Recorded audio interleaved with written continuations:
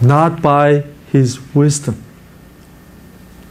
So, as the scriptures say, he traps the wise in the snare of their own cleverness.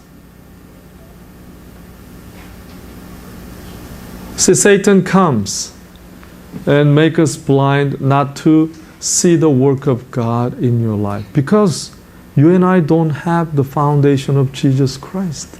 How can we see?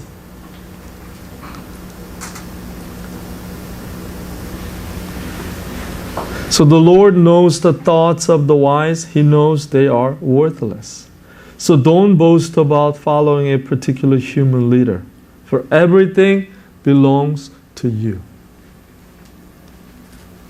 Whether Paul or Apollos or Peter or the world or life and death or the present and the future, everything belongs to you. And last verse, you belong to Christ and Christ belongs to God. He started with Jesus Christ, the foundation. He concluded with Jesus Christ. But just for you and I, the comprehension abilities, he said, you belong to Christ and Christ belongs to God.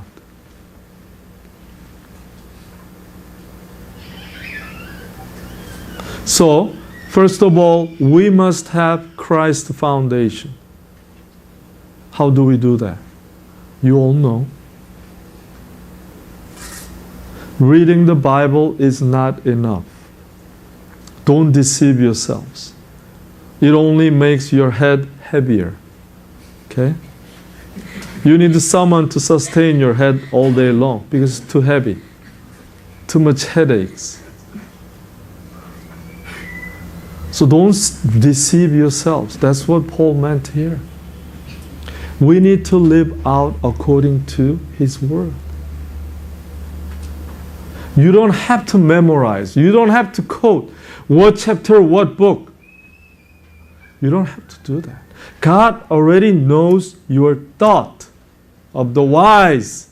You think you're wise because I know I can quote the books and verses. Hey, you don't know, but I know. That kind of attitude. What is the foundation that person has? Human wisdom. He has no fear of God. He wants to be recognized by someone. Always be the center of attention. How sad and how pitiful he or she is. That's a discerning power. If you see that kind of person in the church, you need to pray for them.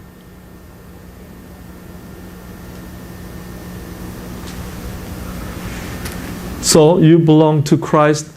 We build a foundation of Jesus Christ in the church, in my life, even in the family.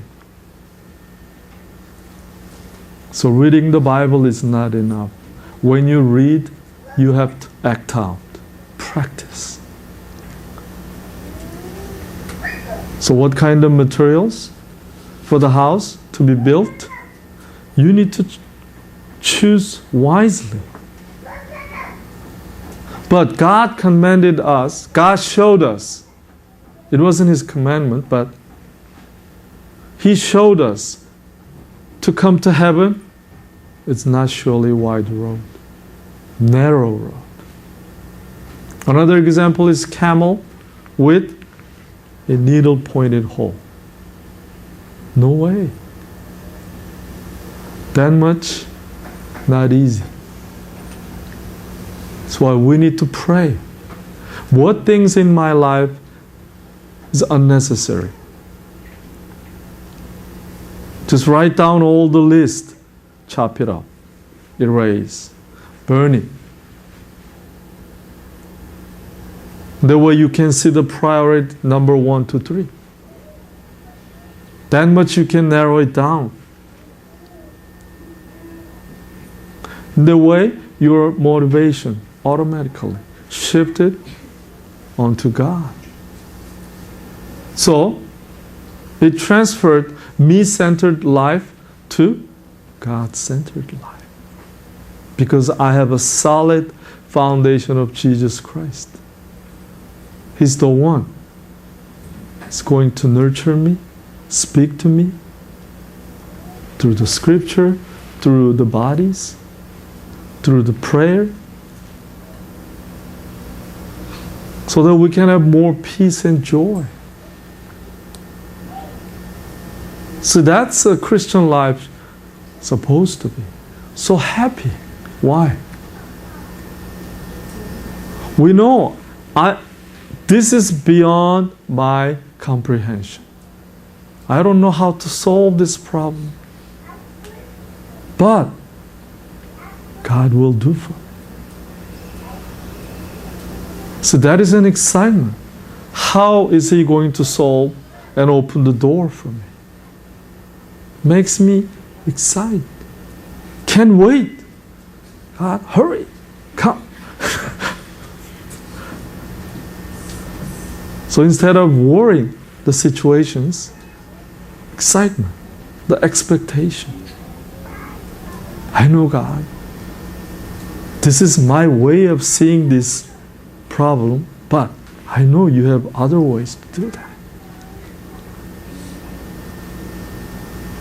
So, you need to understand the issue of this church. Why is Paul giving them an illustration of building a house? Why? Okay, go back to the beginning of chapter 3, verse 1. Dear brothers and sisters, when I was with you, I couldn't talk to you as I would to spiritual people. I had to talk as though you belonged to this world or as though you were infants in the Christian life. Do you understand now?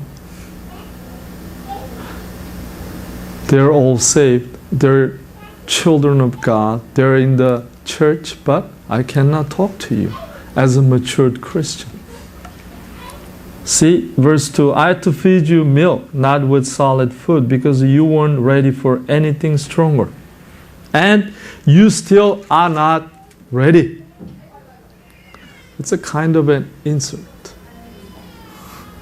How many years have I been a Christian?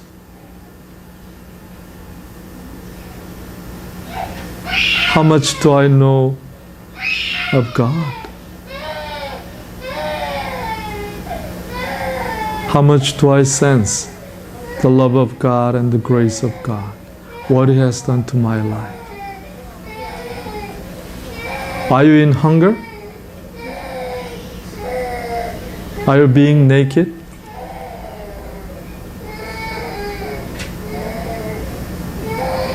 So this is a basic issue Jesus raised, but this is a serious questions. Because without those stuff, we cannot even exist a day or two.